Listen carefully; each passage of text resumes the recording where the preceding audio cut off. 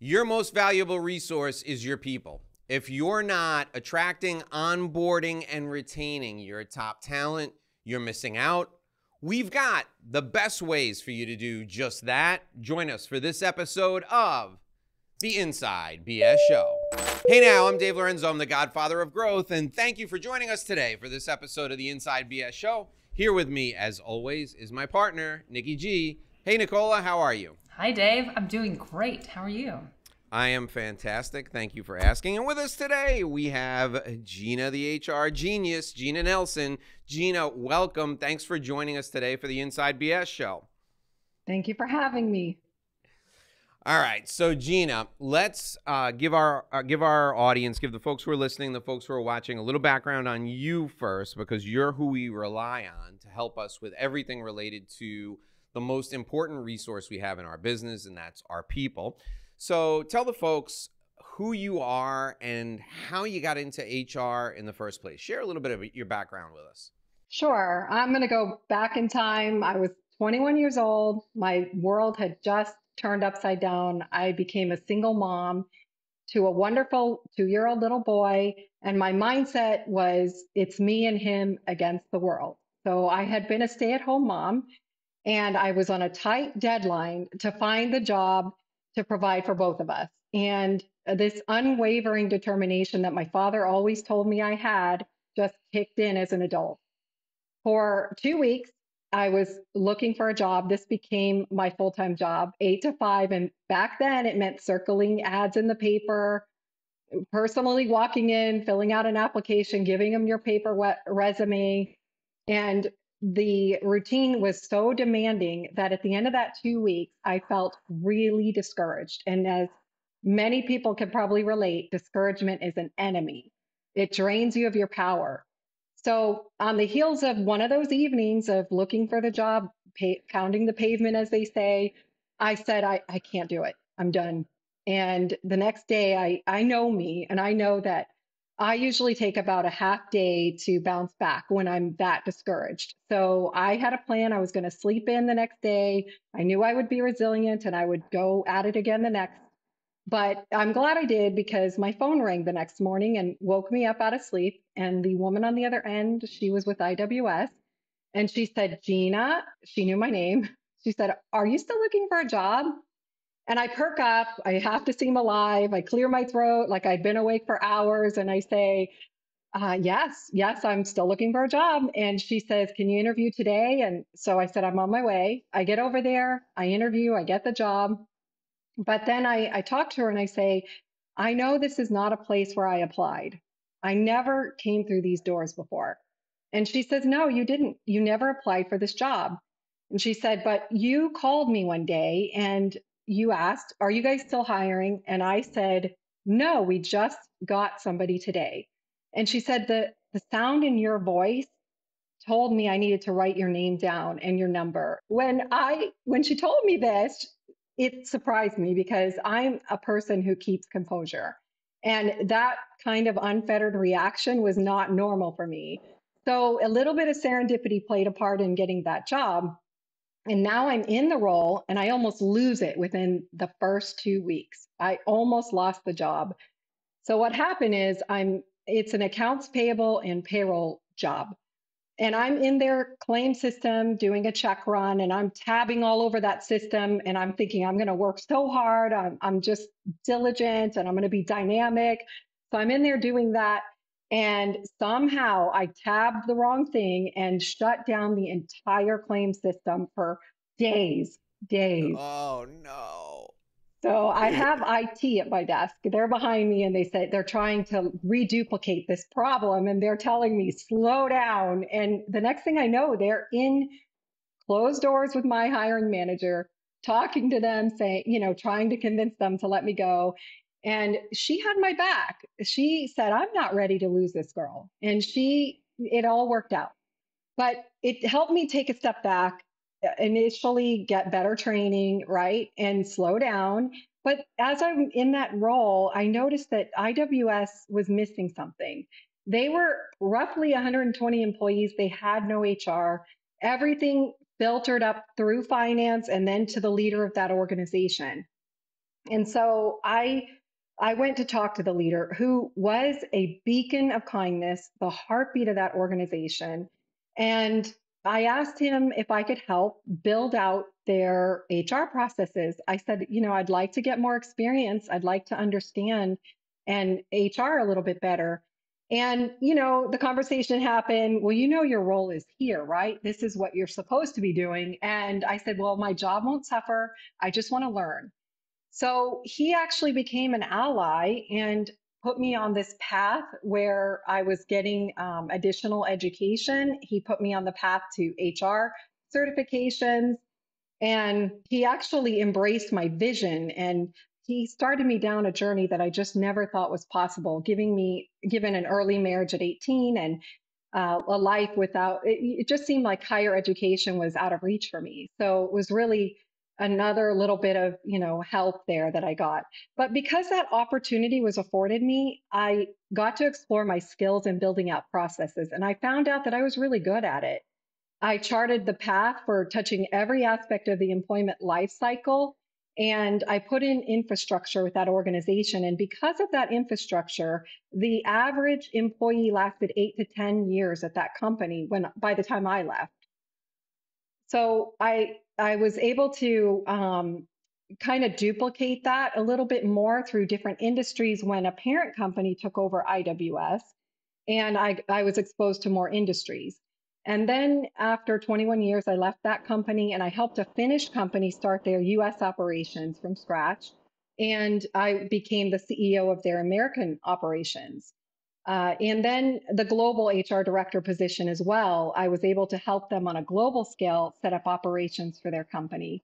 And then roughly a year ago, I started to build my own company, and I help small to medium-sized businesses with their HR infrastructure and building out their people operations. Wow, that's a great story. That's so fantastic. All the way back, going all the way to the beginning from the way one of the ways I got a job early on, like the first job I had outside of Marriott was I would get the Sunday New York Times, and I would look through the Sunday New York Times had a separate section, an entire pull-out section with like job ads. And when there was a lot of jobs, that would be like 25, 30 pages of jobs. And you would look through, and every job would have there was no email. Every job would have a phone number or a fax number, and you would fax your resume and then just call and constantly follow up.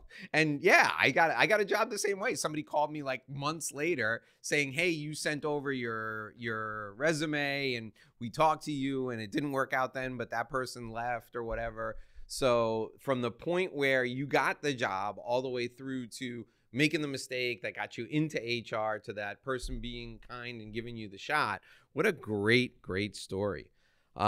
So following up on that story, what do you take away from that, or from your, from your early career or from your life experience that you bring with you that makes you good at what you do?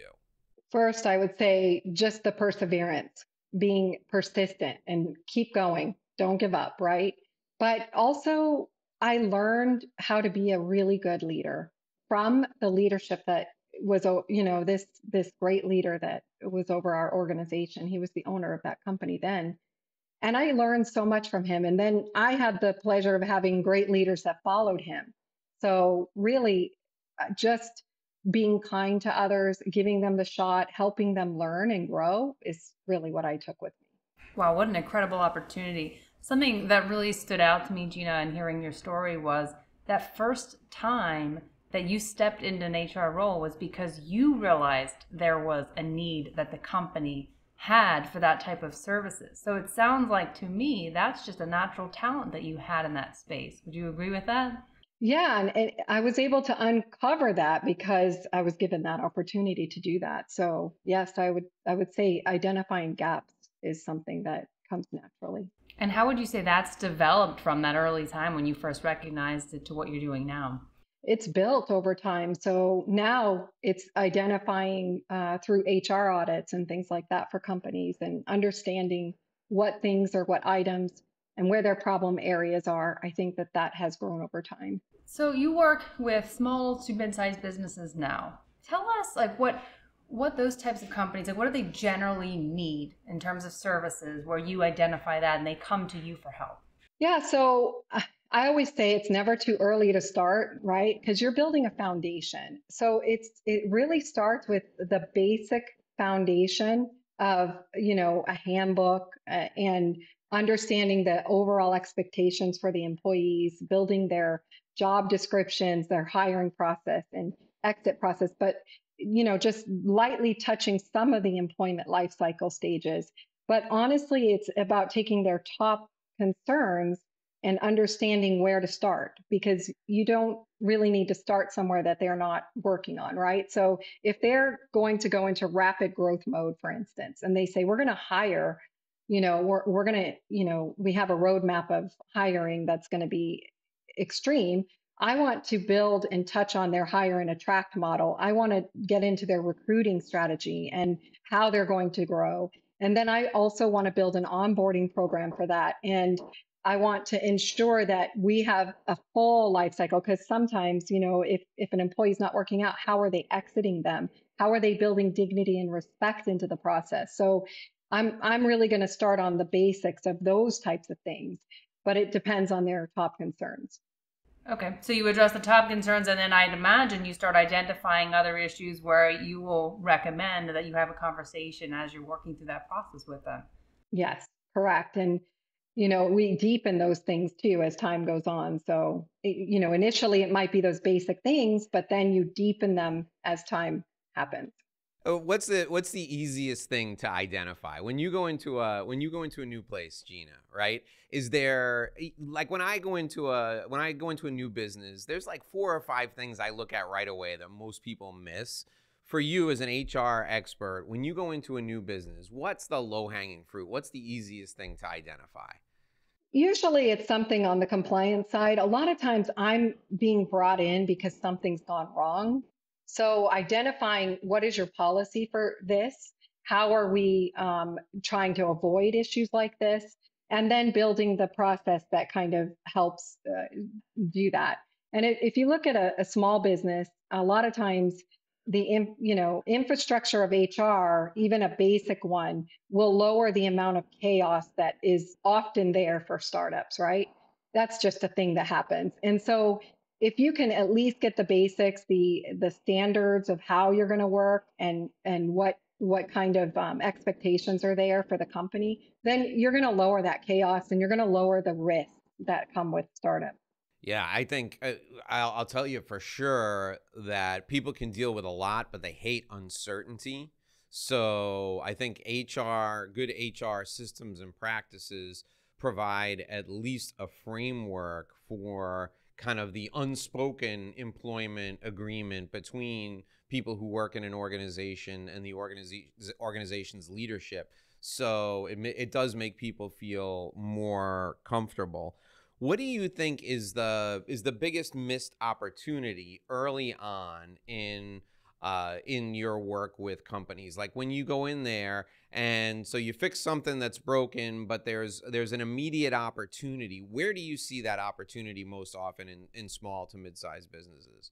Well, mid-sized businesses, they often operate in that delicate balance between agility of a small enterprise and the resources of a larger corporation. And as a result, they might overlook some HR opportunities that drive growth and foster innovation and increases productivity. So there's 3 things that I probably would really highlight as important and missed opportunities. And one is training and development. Training and development, not investing enough continuous training, it makes skills go obsolete, right? So it impacts productivity and it hurts your competitiveness. So regular training helps an employee retention and the skills enhancement. And I'll give an example. There was an IT manager that I knew who had been with a company for an extended period of time. I'm talking like 15 years.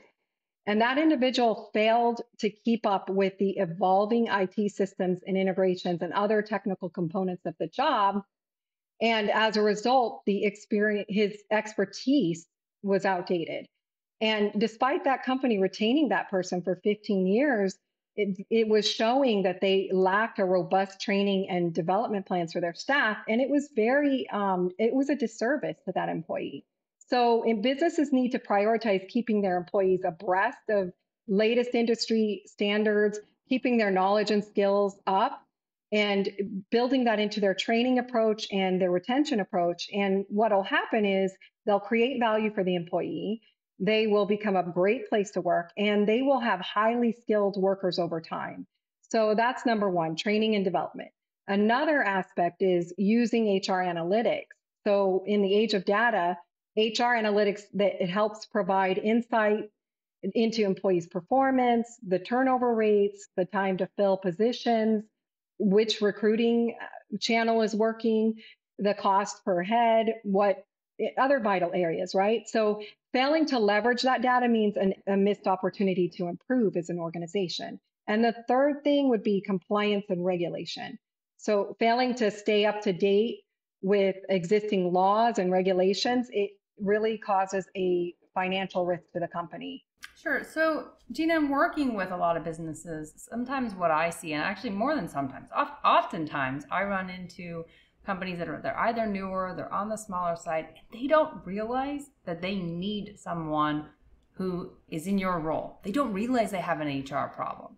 So you've kind of talked about some of the areas where you see, those initial missed opportunities, but how can we help some business owners out there who are hearing this where they don't even know they have a problem, but they do? I mean, you could list any of the things that were happening in 2023 that companies just weren't aware of, regardless of their size. And that was one thing, was the classifications of FLSA, right, which is Fair Labor Standards Act. A lot of companies misclassify their employee as into independent contractor.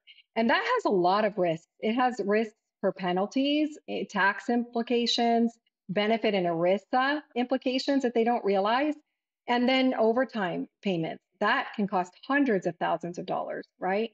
So that's one thing. Another thing is a new I-9 form. A lot of companies didn't realize a new I-9 form came out, and that you had to do certain things to verify a person's eligibility to work in the U.S. Another act that came out in 2023 was the Pregnant Workers Fairness Act and the Pump Act. Companies just don't realize that they need to have, reasonable, provide accommodations for those types of things and go through an interactive process for that. So those are just some things that you could list that are risks. Great examples. I see misclassification often. It's we didn't understand, or somebody asked us if they could be classified an independent contractor, and we went ahead and did it. You did what? So it's not knowing that can really get you in trouble. But and you've highlighted that you have to be aware of changes in the laws, changes in regulations. What laws are you even subject to? And if that's something you're not tracking as a business owner, you ought to be speaking with someone who's in your position who can at least say, how are you staying on top of what the laws are right now and regulations that apply to your business, and what are you doing to make sure you're in compliance with them? Yeah, I had a company that was having their independent contractors sign employee handbooks and track their time and, ask for time off and all of that. And I was like, do you know you're treating them like an employee? That's number one of, misclassification right there. I can just imagine. So when we talk about HR, we think about a lot of systems and processes. We think a lot about compliance. But since we're talking about the beginning of the employee life cycle, Gina, give us a couple of ideas we're in a tight, as we record this show today, we're in a really tight labor market.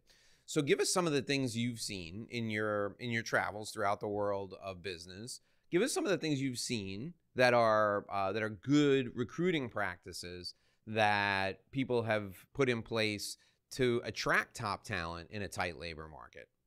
First of all, attracting is really about branding of your organization. So ensuring that when you have your current employees who kind of speak for you on your behalf, and this is a day and age where everybody's putting everything out there on social media. They'll put an interaction that they have with their manager, right? So ensuring that, when people look up your organization, they're finding good data. They're finding, like on Glassdoor and other places, that people are reporting good things about you as an organization. And to do that, some of the first things you can do is ensure that you have a fair compensation, that you're assuming, that your top talent is being poached all the time, right?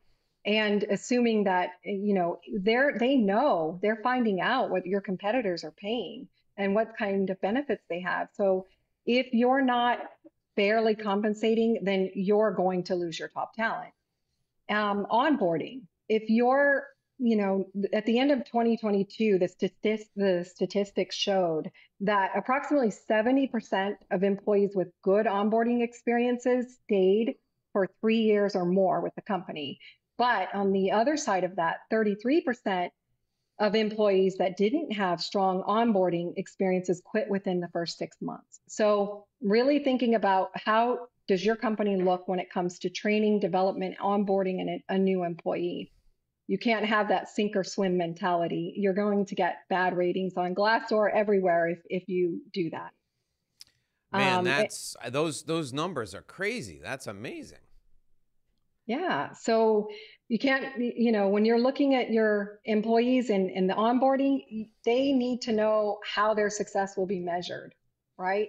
So you want to make sure that they're also using your onboarding strategy. You want to make sure that you're entrenching your employees into the company's ethos, and that they're attaching themselves to the mission and values, and that they're fully engaged that way.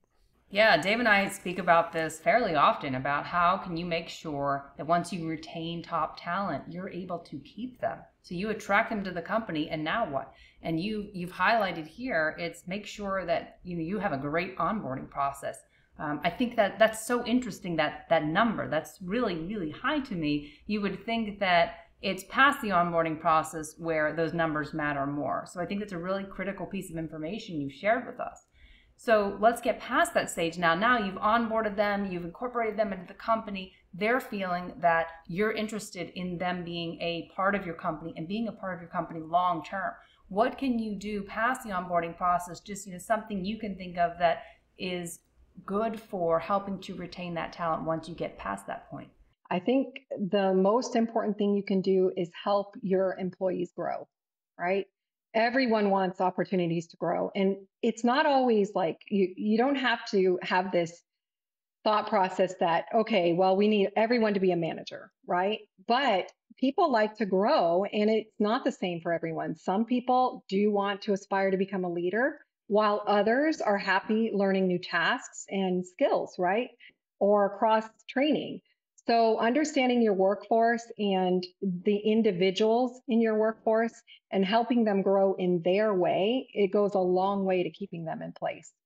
Gina, what about this, the return to work phenomenon? I mean, we're like a year into a lot of people being back in the office. And I go to a lot of different offices every month, and everybody's struggling with this. Some people have a classification of employees who never have to come in the office anymore. And usually it's the most highly compensated employees, right? And then we have other people who have to come in, say, 2 or 3 days a week. And then we have a third group of people who has to come in every day because they're the receptionists, or they work in the mail room, or they're the people who organize everything for the events that take place in the office. They're part of the support staff. So what I'm hearing is that, like, there's 3 different classifications now of workers related to this return to office phenomenon. The most highly compensated people, they don't have to come in at all. And then there's the tier below them, they have to come in like 3 days a week. And then there's the final tier, the people who do the most in terms of physical work, who got to show up every day. And business leaders are coming to me and they're saying, I would love to have everybody in the office every day, just like it was before COVID, but I'll lose my top talent if I tell them they got to come into the office. What do I do? So I don't know that you have the answer to this, but I sure as heck know that treating people differently is a recipe. It's always been a recipe for disaster, regardless. So what are you seeing related to return to office? Is anybody doing it right? Give us something we can work off of. I think most companies are recognizing that they need to allow for flexibility, right? And they're introducing what they're calling a hybrid model for a blend of working from home and working from the office. And for positions that they can do that in all, whether it's the receptionist or it's the, depending on if they have in-office visitors and things like that, I think that they're trying to equally disperse some kind of hybrid model. And for the positions that have to be there, I think that in their communication, they're very clear about that when they're hiring. Or, in the case of COVID, of course, some of that sort of got filtered out and that communication kind of fell by the wayside. But I think that they're getting it right a little bit more in the sense that they understand that they want a hybrid model. They need to be clear about the communication, who gets to work, what positions are okay to work from home and which are not. And that's kind of redefined on their job descriptions and such. But they're also being clear about communication channels and integrating people. So when it comes to ensuring that they're keeping people connected, they're producing tools like Slack, email, Zoom, other appropriate tools, and they're telling the workforce which ones are they going to communicate more important company updates by. And then they're transparent with their communications and consistent, setting clear expectations and clearly defining any performance metrics, communicating what's expected both in the workplace and at home. I think they're doing the communication piece a little bit better in that sense. They're also trying to prepare, whether I think a lot of people are over the COVID response, with the government and how they're handling this, but it's important for a business leader to decide how their organization is going to respond to COVID policy. What are they going to do? Are they requiring people to test anymore to come into the office? But I think that the hybrid policy has actually given some flexibility. When somebody has mild symptoms, they're not coming in and spreading it, and they're continuing to work instead of, taking PTO for that sick time. So the hybrid model has given that opportunity and ability.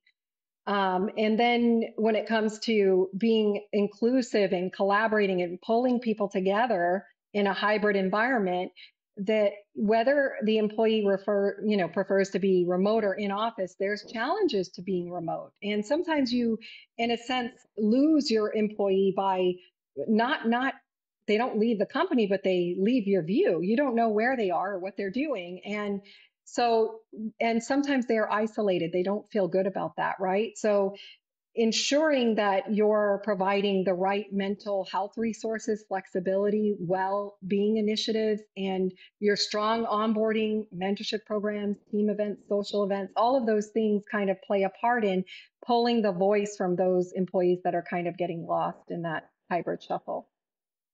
Yeah, I think you make a lot of sense there. I've seen people I've seen it go both ways. Here's what my prediction is, and I'm curious as to, I'd like your thoughts and I'd like Nicola's thoughts on this. So my prediction is when unemployment increases, I think people are going to be more rigid on their return to work demands.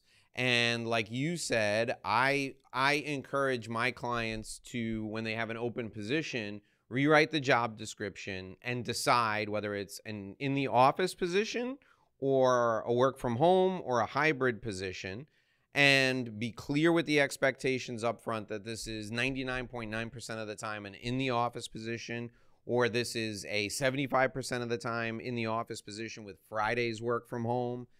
Set the expectations up front. But what I see on the horizon is those people who are uncomfortable with this, as the unemployment rate goes up and they start to implement reduction in forces, when they bring people back, they're going to only bring people back for in the office positions.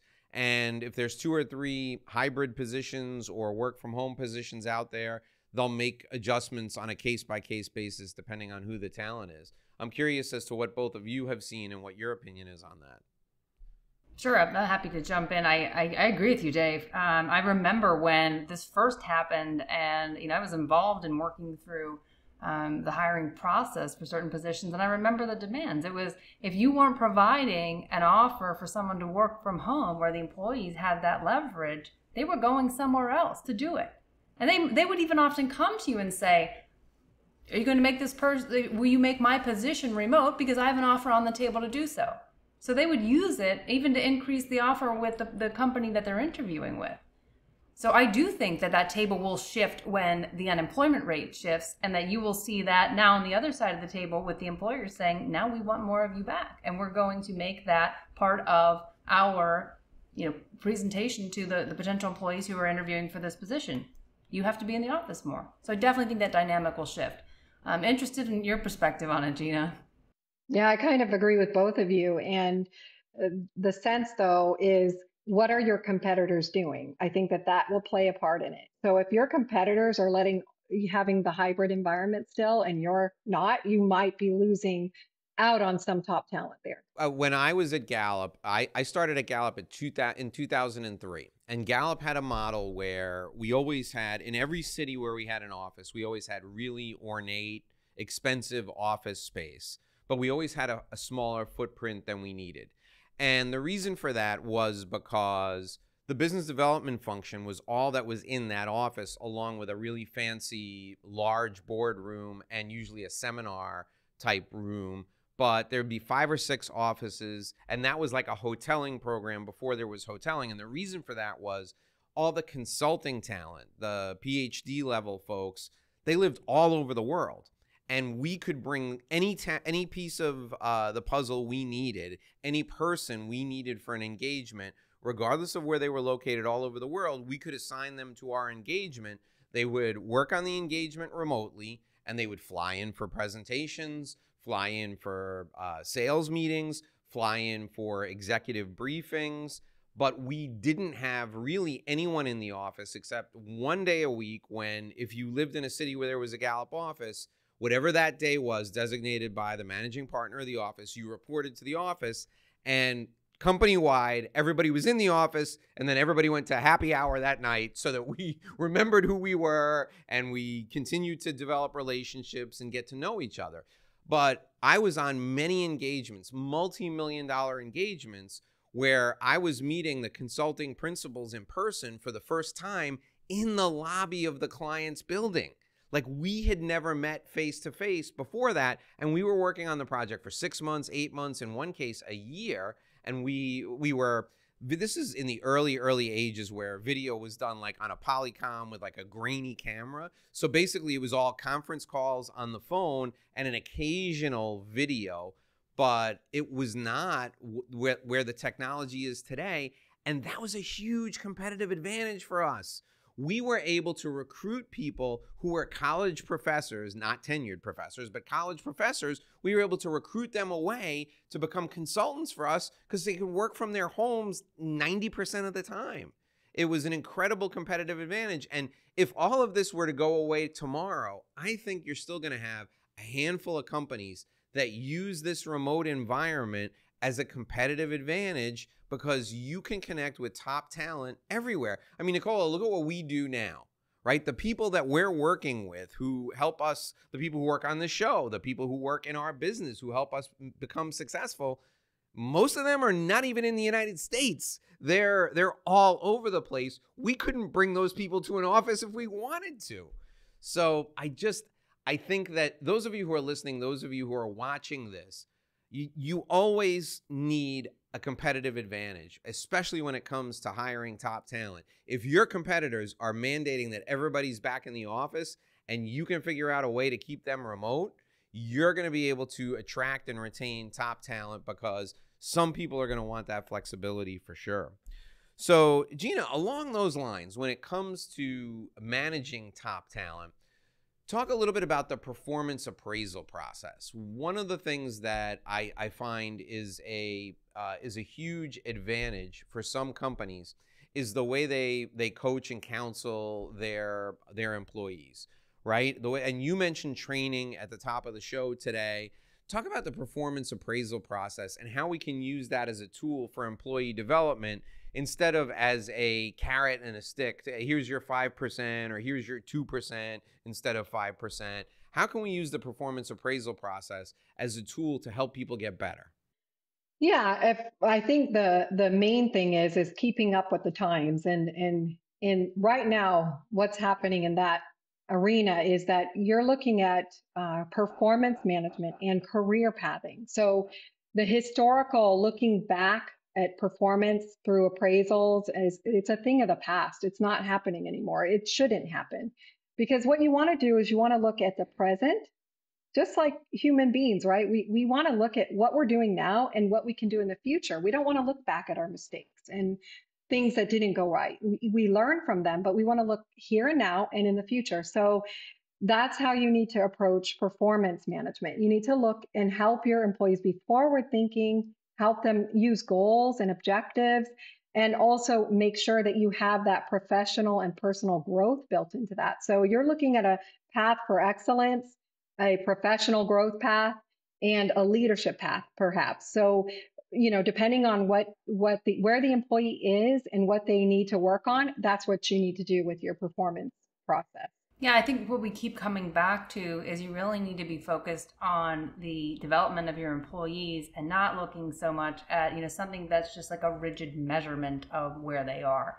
It's about really investing in your employees, especially today where employees want to feel valued to remain at an organization. Exactly. And I think that, when you're giving conversations and you're having, it's conversations that are consistent, recognition, and then those goal setting and where do you see yourself, and getting the employees' thoughts on that too, because, like I said, not everybody wants to be a leader. You're not going, and you need a diverse set of employees with different aspirations. It just makes your company better. Yeah, we fall back on the old adage of the top salesperson being promoted to sales manager, and then the entire sales team suffers because that person has no leadership experience. They probably have no administrative experience, and you're taking your best salesperson out of the field, away from the clients who love them so much. It just kills everything. So I think you're right. I think there is a hierarchy in every organization, and people work their way up if there's a defined path. But then there's also an individual contributor hierarchy. And I'm curious as to your experience in this regard, Gina. In the best companies that I've seen, the compensation in some of the key contributor categories, particularly sales, and in some of the technology companies and in pharmaceuticals, biotech, in research and development, the compensation for some of those key contributors along those paths is just as high, if not higher, than people in leadership positions, because that's what drives the value of the company. Has that been your experience, Gina? Oh, yeah. So you have leaders who will say, oh, man, the top salesperson makes way more than I do. I should leave leadership and go and do what they're doing, So definitely there is a hierarchy and there is a reward system when it comes to how you're performing, right? So I think that is a common thing. So Gina, I'd like to just take a broad view as to what can any company out there, regardless of its size, be thinking about that they can put in place that it's going to help their business in the long run, those kind of foundational aspects of HR. Give us some of those for our audience listening today. Yeah, so the foundational stuff, you're immediately, I would say, looking at, policies, your handbook, understanding what is it that you want as a business to, have in place when it comes to the treatment of your employees, what you expect for them to do and how you expect for them to show up every day, right? How do you want to work in your organization? How do you want that to look? What do you want your culture to be like? So when it comes to the foundation, you're building that in an initial handbook. And then ensuring the job descriptions. I think a lot of people overlook that. They don't realize that those job descriptions are tied into so much when it turns into compliance issues. So when you're having interactive conversations about, or interactive process when it comes to somebody who says, I can't perform this particular part of my job, then you need to have that in some documented way So job descriptions are very important. The hiring process, the initial way that you're introducing people into your organization, is a foundation that needs to be built. An exit process, even though you want to retain all of your talent, you still need an exit process that kind of closes the gap, closes the loop, and says, this person, has lost, we're taking away the access, we're protecting our data, all of those things. And then as you grow, you're going to want to have a good onboarding process, a performance management process, something that shows rewards and recognition to your employees, and a retention strategy. So those things are kind of the employment life cycle that you want to look at. Yeah, that's a great overview. And how about for those issues that come up, and over the course of business, you have issues with employees that you need to address. What can business owners do there to make sure that they're having a good foundational practice for addressing that? Yeah, so you do need to understand what triggers what, right? So like if somebody comes and says, I will give an example. I have migraines and I need this particular accommodation. It might be an indication, or it might be something that the company says, oh, well, we need you to do the job, and not really be flexible in that regard. But what they didn't recognize maybe is that triggered an interactive process. You have to talk to the employee about how can I help you do your job?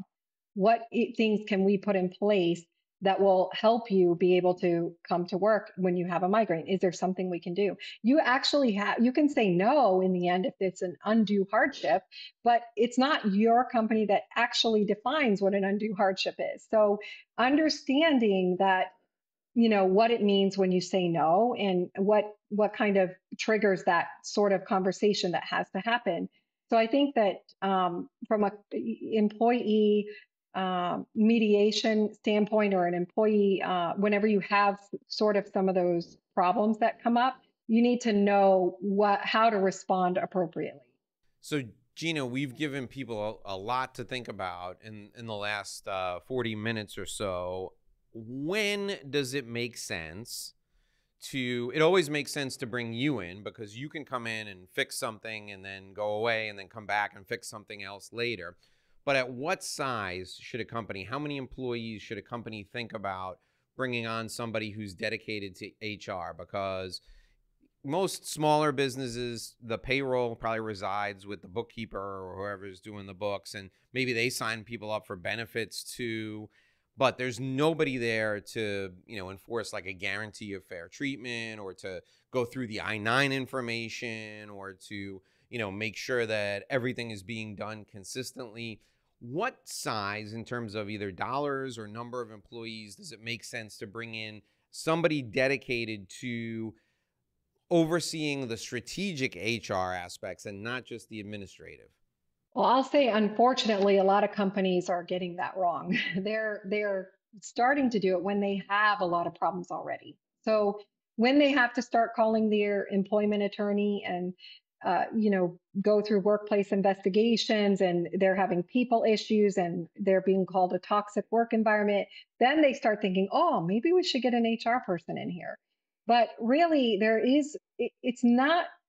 I understand that most small companies, they're not going to have they don't want to put the money into admin. They want to do the revenue producing positions first, right? But when you start to build those revenue producing positions and you start to increase in count, it could be as low as 10 people that you actually need somebody to kind of support and administer the benefits and help, with the growth and other things. So I don't want to say that there is, I feel like it's never too early to start planning and understanding at least a part-time HR generalist, to have on staff would be a good thing. I guess a way to look at it would be, if turnover costs you, say, 33% over and above the person's salary, right? It's like a third of the person's salary is the cost of turnover. If you have 3 people in your company and you can keep one of them from quitting, you're gonna be in better shape. I agree with you. I think depending on the type of business you have and the number of moving parts. I know businesses that operate with the bulk of their folks are contractors, and they have somebody in the relationship department to make sure the contractors have somebody to call when there's an issue, so that they feel like they're being taken care of like a customer. So if you had one customer, would you ignore them? No. So I guess if you have one employee, you probably should have somebody dedicated to make sure that the employee is happy and successful and has everything they need in order to do their job well. Nicola, what are your final thoughts? Yeah, actually, I want to pick up on this for just a moment. So for those out there, Gina, who are unfamiliar with using someone in the HR space who is not an employee, I think there are more benefits here. I just want you to touch on, the distinction between like the cost of having someone in-house who's a full-time HR person versus someone where it's like you can come in where they may need assistance, but you don't need to have a full-time employee. So I like to share data. I like to share that, what they're going to pay for an in-house professional to do some of the strategy work and some of the building and any of the work that, generalists would do. They're going to pay a full-time salary. They're going to pay incentive, bonus. They're going to pay for benefits. And then there's the cost of the overhead. So really having somebody on a fractional basis, you're not going to pay benefits. You're not going to pay an incentive or a bonus. You're just strictly paying a fraction of the cost. So I think that is something that's up and coming. It's been, fractional HR is out there, and that's what I do. And it's something that companies can take advantage of to lower their costs. Thank you. Yeah, that was an excellent explanation of it, and exactly what I wanted you to highlight, because it is a short-term savings for the company in hiring someone like you where they don't necessarily need a full-time positioned HR director. And we heard long-term benefits here too, because you can make sure you're retaining those key employees that you already have by having someone with the right expertise. Gina, the HR genius, it has been so great having you here today. I feel like you've left us and the business owners out there with so many takeaways and things to think about as you leave us today. So I want to say thank you for joining us. It's really been such a pleasure having you on the show. It was a pleasure being on the show. Thank you so much for having me. Thank you to our audience for listening. If you enjoyed today's show, be sure to watch another episode and tell your friends about the Inside BS show. So with that, I'm Nikki G, and you are? I'm the godfather of growth, Dave Lorenzo. And we'll be back here tomorrow.